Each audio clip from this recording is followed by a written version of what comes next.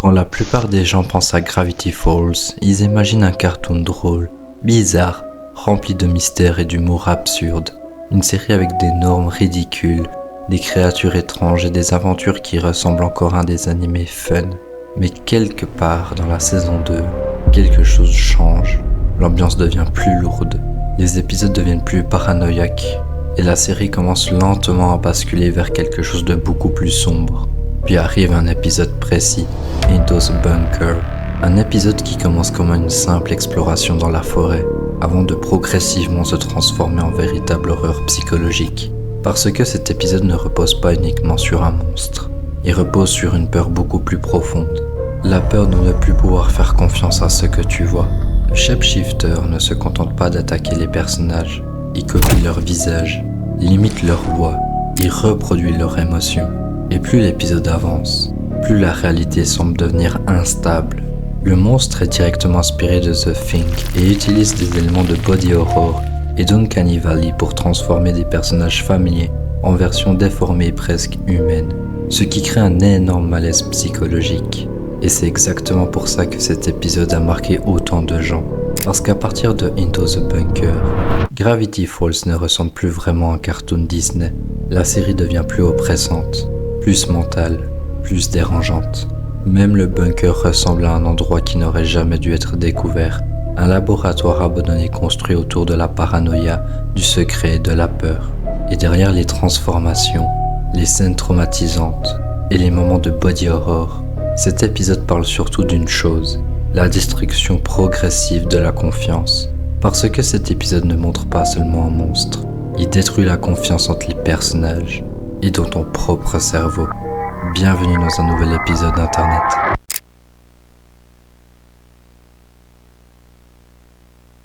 Partie 1. Le bunker et la peur du secret. L'épisode commence comme une simple aventure. Dipper veut impressionner Wendy, alors il décide de l'emmener explorer un endroit dont personne ne connaît vraiment l'existence. Un bunker caché au milieu de la forêt. Mais dès les premières secondes, quelque chose paraît étrange. L'endroit ressemble moins à une cachette qu'à un laboratoire abandonné depuis des années. Les murs sont froids, les lumières clignotent, des mécanismes rouillés recouvrent les couloirs. Et plus les personnages avancent, plus l'endroit semble vivant. Le bunker appartient en réalité à Stanford Pine, qui l'avait construit comme refuge secret pour se protéger des anomalies et des créatures qu'il étudiait dans Gravity Falls. Et c'est précisément ça qui rend ce lieu aussi dérangeant. Parce qu'un bunker n'est jamais un endroit neutre. Les humains associent instinctivement ce type d'endroit à la guerre, aux catastrophes, à la fin du monde ou à l'isolement. Un bunker existe pour survivre à quelque chose, et ton cerveau le comprend immédiatement, même sans explication, même sans contexte. L'épisode joue énormément avec cette peur des lieux abandonnés et des espaces souterrains, en utilisant une architecture presque liminale où chaque pièce donne l'impression d'avoir été oubliée depuis trop longtemps. Les couloirs se ressemblent, les salles paraissent vides, et les pièges cachés donnent l'impression que quelqu'un voulait empêcher les gens d'entrer ou empêcher quelque chose d'en sortir. La paranoïa de Fort Pine se ressent partout dans l'environnement. Chaque porte blindée, chaque système de sécurité, chaque mécanisme. Le bunker ressemble moins à un laboratoire scientifique qu'à une prison construite autour d'un secret impossible à contrôler. Et plus Dipper avance dans cet endroit, plus l'ambiance devient oppressante. Parce que le bunker ne ressemble pas à un lieu abandonné normal. Il ressemble à un endroit qui a survécu à quelque chose. Comme si les gens qui l'avaient construit savaient qu'un danger existait déjà, et qu'ils avaient essayé de l'enfermer sous terre. Même la manière dont l'épisode filme les couloirs renforce ce malaise. Les espaces paraissent étroits, les lumières sont artificielles, et les personnages semblent complètement coupés du monde extérieur. Ce type d'environnement déclenche naturellement une sensation d'isolement, parce que le cerveau humain associe les espaces souterrains fermés à une perte de contrôle et un danger potentiel. Et dans Into the Bunker, ce malaise ne fait que commencer, parce que plus les personnages s'enfoncent dans le bunker, plus l'endroit donne l'impression de cacher quelque chose qui n'aurait jamais dû survivre. Partie 2. Le shapeshifter et la peur de l'imitation. Au début, le bunker paraît simplement étrange. Les personnages avancent dans les couloirs, découvrent des machines abandonnées et essaient de comprendre ce que Fort Pine cachait dans cet endroit. Puis ils trouvent quelqu'un, un scientifique enfermé dans une pièce secrète. Et pendant quelques secondes, L'épisode te fait croire qu'ils viennent enfin de trouver une réponse. Mais quelque chose paraît immédiatement faux. Le personnage bouge bizarrement. Sa voix semble instable. Son visage paraît presque humain, sans l'être totalement. Et c'est précisément à ce moment-là que l'épisode bascule. Parce que le scientifique n'existe pas. Ce que les personnages ont trouvé, c'est le Shapeshifter. Une créature capable de copier n'importe quelle personne, de reproduire les visages, les voix et même les émotions des gens qu'elle observe. Et ce concept déclenche une peur psychologique extrêmement forte. Parce que ton cerveau humain repose sur un mécanisme essentiel, la reconnaissance des visages. Ton cerveau analyse constamment les expressions, les mouvements et les détails du visage pour identifier qui est humain et qui ne l'est pas. Mais le Shapeshifter détruit complètement ce mécanisme. Il ressemble au personnage, mais quelque chose paraît toujours légèrement incorrect. Et cette sensation correspond exactement à ce que la psychologie appelle l'Uncanny Valley, un phénomène où quelque chose devient dérangeant parce qu'il paraît presque humain, sans l'être totalement. Le monstre de l'épisode est d'ailleurs directement inspiré de The Thing, un film culte construit sur la paranoïa et la peur de ne plus savoir qui est réellement humain. Et plus l'épisode avance, plus cette peur grandit, parce que le Shapeshifter peut devenir n'importe qui. Deeper, Mabel, Wendy. N'importe quel personnage peut soudainement devenir une menace. Et à partir de ce moment-là, la confiance disparaît complètement. Les personnages commencent à douter de tout. Chaque voix paraît suspecte. Chaque mouvement semble étrange. Même les moments calmes deviennent stressants. Parce que ton cerveau essaie constamment de vérifier ce qu'il regarde est réel. Et c'est ça qui rend cet épisode aussi intelligent. Le monstre n'attaque pas uniquement les personnages. Il attaque directement leur perception. L'épisode utilise énormément de body horror pour renforcer cette sensation, notamment avec les transformations du Shapeshifter qui déforme les corps et mélange les visages de manière totalement anormale. Et il y a une scène qui résume parfaitement ce malaise. Le mélange entre Deeper et Mabel. Le monstre fusionne leurs visages, leurs voix et leurs expressions dans une transformation complètement déformée.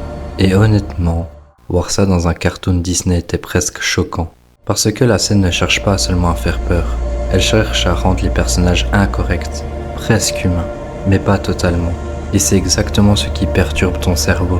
Disney transforme ici un simple épisode de cartoon en véritable horreur psychologique. Les transformations deviennent plus agressives, les visages deviennent instables, et plus le Shapeshifter change de forme, plus l'épisode donne l'impression que la réalité elle-même commence à bugger. Même Deeper finit par perdre confiance dans ce qu'il voit, et plus il panique. Plus le spectateur commence à ressentir la même chose. Parce que l'épisode te force constamment à te poser une question. Qui est réel et qui ne l'est pas? Et à partir de ce moment-là, les personnages ne peuvent plus faire confiance à ce qu'ils voient. Partie 3. Le trauma de Deeper. Jusqu'ici, l'épisode jouait surtout avec la paranoïa. Mais à partir de maintenant, le monstre commence à attaquer quelque chose de beaucoup plus fragile. Les émotions de Deeper. Depuis le début de Gravity Falls, Deeper idéalise Wendy cours de roi. Il la voit comme quelqu'un de cool, de plus mature, de presque inaccessible. Et Into the Bunker détruit progressivement cette image parfaite. Au départ, Wendy reste la personne rassurante du groupe. Elle avance sans peur, elle plaisante, elle garde le contrôle. Mais plus les personnages s'enfoncent dans le bunker, plus la situation devient violente. Wendy se blesse, les couloirs deviennent plus dangereux. Le Shapeshifter commence à jouer avec leurs émotions. Et c'est là que l'épisode devient beaucoup plus sombre qu'un simple cartoon Disney. Parce que le monstre comprend rapidement une chose. Deeper est émotionnellement vulnérable. Le Shapeshifter n'utilise pas uniquement la peur physique.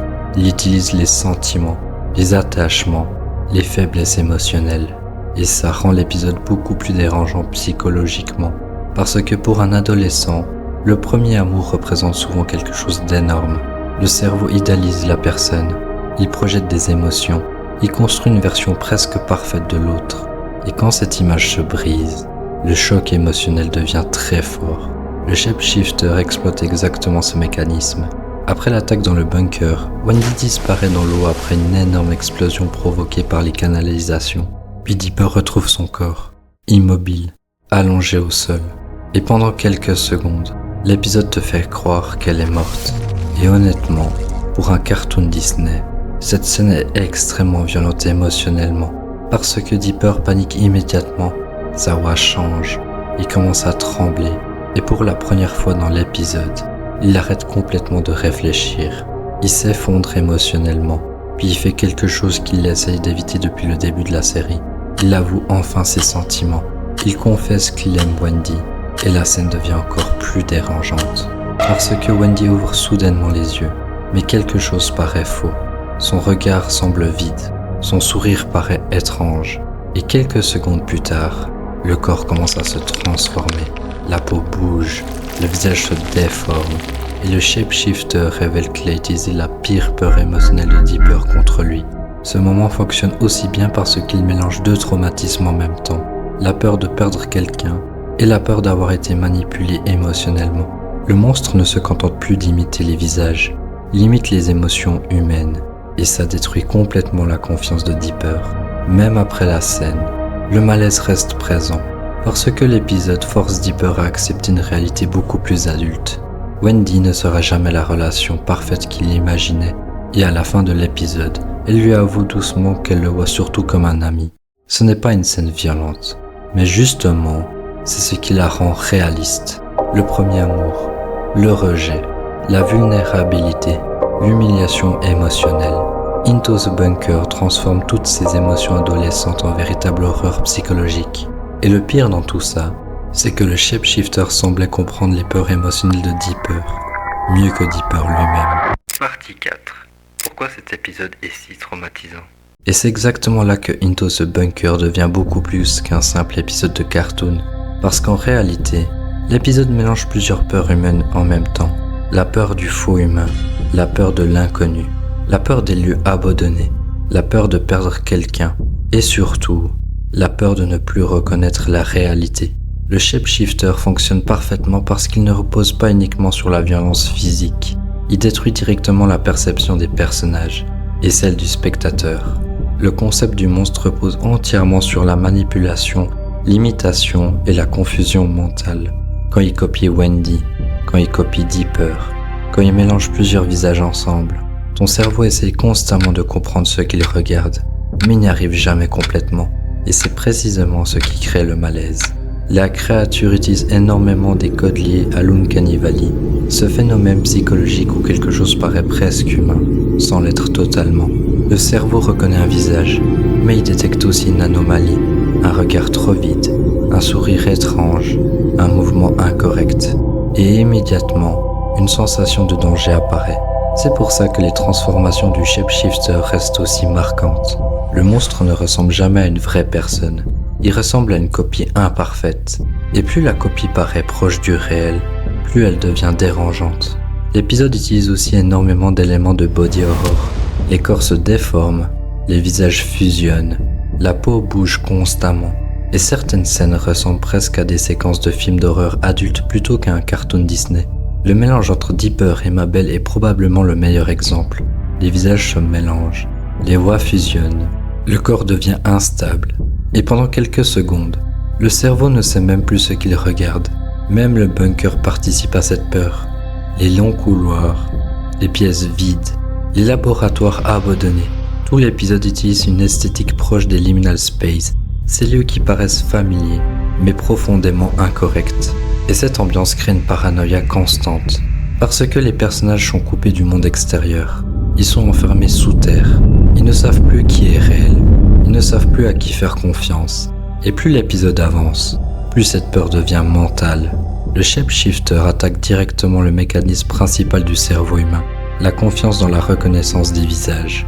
Normalement, ton cerveau utilise les expressions, les mouvements et les émotions pour identifier quelqu'un rapidement. Mais ici, ce mécanisme ne fonctionne plus. Et quand le cerveau perd cette capacité, la paranoïa apparaît immédiatement. Tout devient suspect. Chaque personnage peut être faux. Chaque scène peut être un piège. Et c'est exactement pour ça que cet épisode traumatise autant de gens encore aujourd'hui. Parce qu'il ne montre pas seulement un monstre. Il transforme la réalité elle-même en quelque chose d'instable. Le shapeshifter ne détruit pas uniquement les personnages. Il détruit leur capacité à croire que ce qu'ils regardent est réel.